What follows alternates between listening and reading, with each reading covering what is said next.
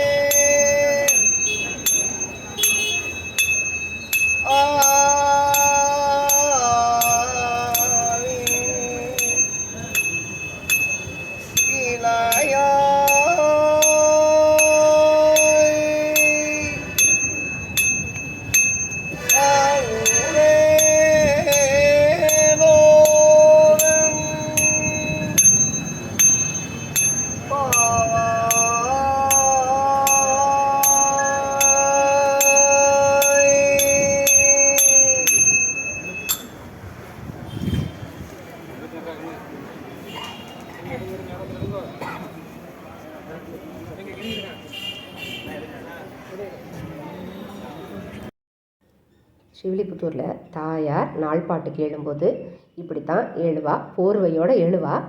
அந்த இடத்துல வந்து போர்வை படிகளைஞ்சு கல்பூராய அரையர் சுவாமி தாளம் தட்டி மாலை மணிவண்ணா சேவிப்பார். இதைத்தான் நாள் பாட்டுன்னு சொல்கிறோம். ரொம்ப வசதியாக கொண்டாடுறா. இது நேத்தியோட பதிவு. திருவேங்கடமுடையான் சந்நிதிக்கு தாயார் ஏழின்னு இருக்க கம்பும் கையுமா இருக்காளே, என்னவா இருக்கும்? ராஜகோபாலனா ராஜாவாக வந்திருக்கா. காலடியில் திருவடியில் 2 மாடு இருக்குது. மாலை படிகளைஞ்சு தரா. இவ தன்னோட இது காரணம் கொண்டும் இதை விட்டு கொடுத்துட்டதில்லை.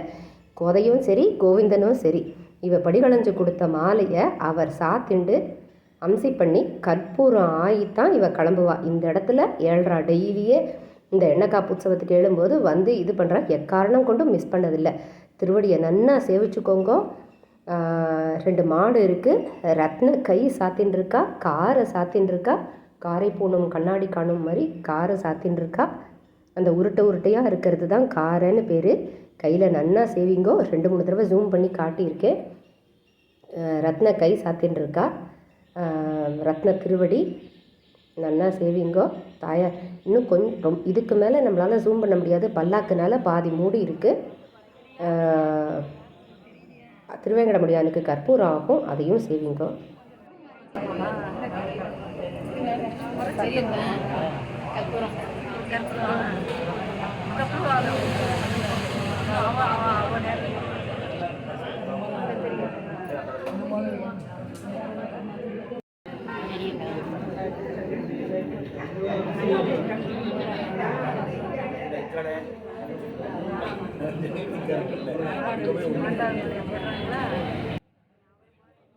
ஒத்துக்கோங்கோ. கோதை பிறந்த ஊர், கோவிந்தன் வாழும் ஊர். மாலை படிகளைஞ்சதுரா, சாத்திக்கிறாரா? நன்னா சேவிக்கிறீங்களா? சேவிக்க முடியுறதா? மாலை சாத்தின்ட்டாரா?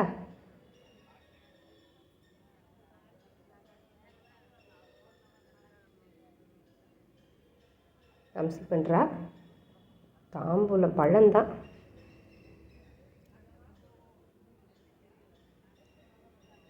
இவளுக்கு காட்டினா அதே கற்பூரத்தை கொண்டு அவருக்கும் காட்டுறார். நன்னா சேவிச்சுக்கோங்க. இவர் நம்ம கூடயே இருக்கணும்னு பிரார்த்திச்சுக்கோங்க. வேறு எதையும் கேட்காதீங்க. கூடவே இருப்பார். அவர் கூட இருந்துட்டா அதுக்கப்புறம் நமக்கு என்ன வேணும்? அங்கே ரத்ன கை, இந்த உருட்டையாக இருக்கிறது தான் காரை. இந்த ரத்ன கையில் ரொம்ப அழகாக இருக்கும். மனுஷாலோட நகம் மாதிரியே இருக்கும். கரெக்டாக அந்த விரல் நகம் எல்லாம் வந்து மனுஷாலோடது மாதிரியே இருக்கும், வெள்ளையாக. அதே மாதிரி அவசியம் ஒரு தடவை வந்து நேரில் பாருங்க.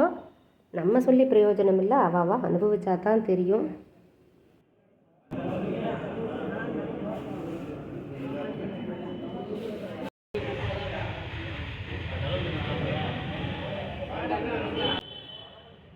இந்த திருவடியில் சரணாகதி பண்ணத்தானே பாடுபடுறோம். திருவடியில் சரணாகதி பண்ணுவோம்.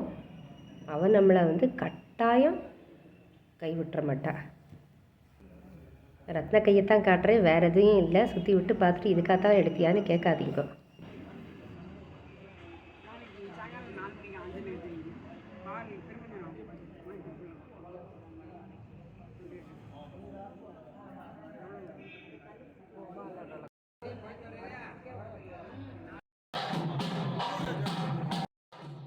இந்த தாயார் எழும்போதும் பக்கத்தில் வரும்போதும் இந்த பட்டர்கள்லாம் பாருங்களேன்.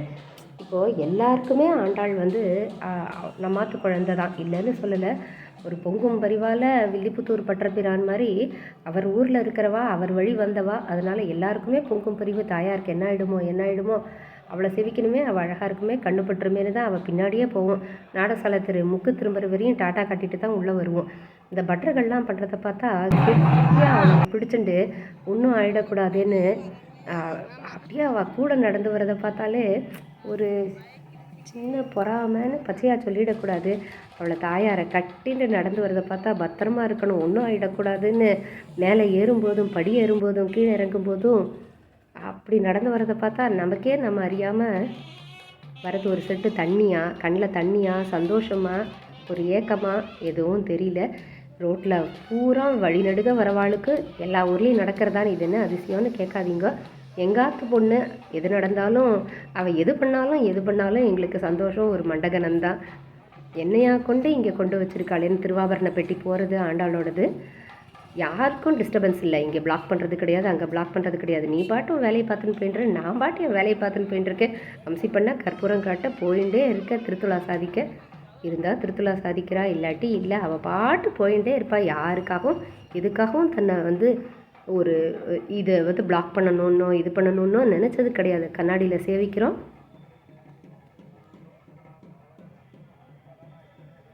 நீ பாட்டு உன் வேலையை பாரு, நான் பாட்டு போயிட்டே இருக்கேன். முடிஞ்சால் கையை கூப்பு. நீ கையை கூப்பினதுக்காக உனக்கு நான் ஏதாவது பண்ணுறேன், அவ்வளோதான். இதோ நாடசாலை திரும்புக்கு திரும்ப போகிறா. பின்னாடியே நின்று டாட்டா காட்டிட்டு நம்ம வேலையை பார்க்க வருவோம். இதுதான் காலையில் அலங்காரம். ராத்திரி பரங்கி நாற்காலி. அந்த உட்கார்ந்த சாத்துப்படி தான். மார்கழி மாதம் சொன்னேன் இல்லையா, டெய்லி கொண்டையோடு தான் வருவான்னு. இது ராத்திரி கொண்டை அலங்காரம். கொண்டையில் ஒரு குட்டி கிளி. மறுநாள் காலையில் ஸ்ரீவில்லிபுத்தூர் கோபிகையரோட கோலம். இன்றைக்கி ஹனுமத் ஜெயந்தி இல்லையா, ஸ்ரீவில்லிபுத்தூர் சிங்கமாட திரு ஹனுமத் ஜெயந்தி வைபவம், அதையும் அனுபவிங்கோ.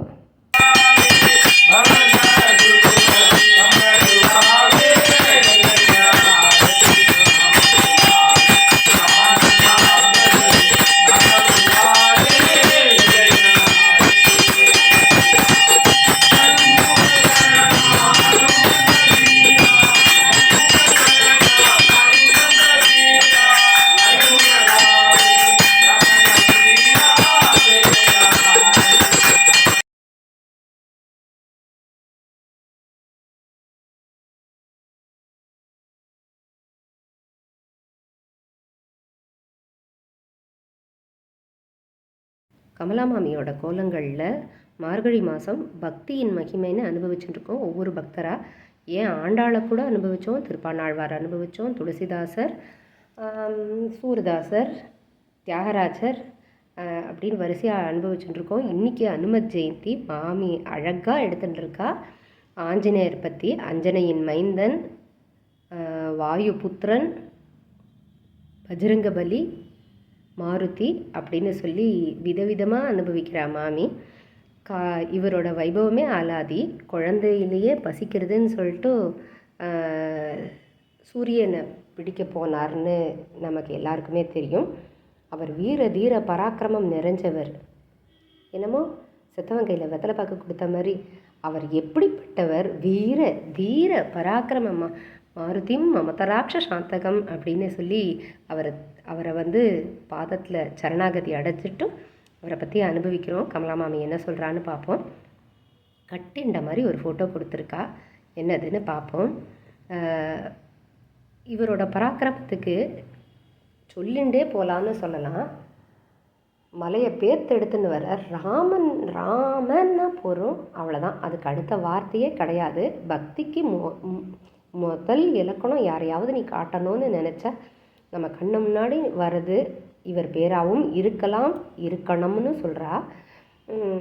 இவரோட பராக்கிரமத்துக்குன்னு எடுத்துட்டா, லக்ஷ்மணர் வந்து சாக கடந்த போது, ராவணனோட யுத்தத்தில் வந்து சாக கடந்த போது மலையை பேத்து எடுத்துட்டு வராராம். மலையை பேத்து தூக்கிடுறார், தூக்கிண்டே பறந்தும் வராரா காப்பாற்றுறார்.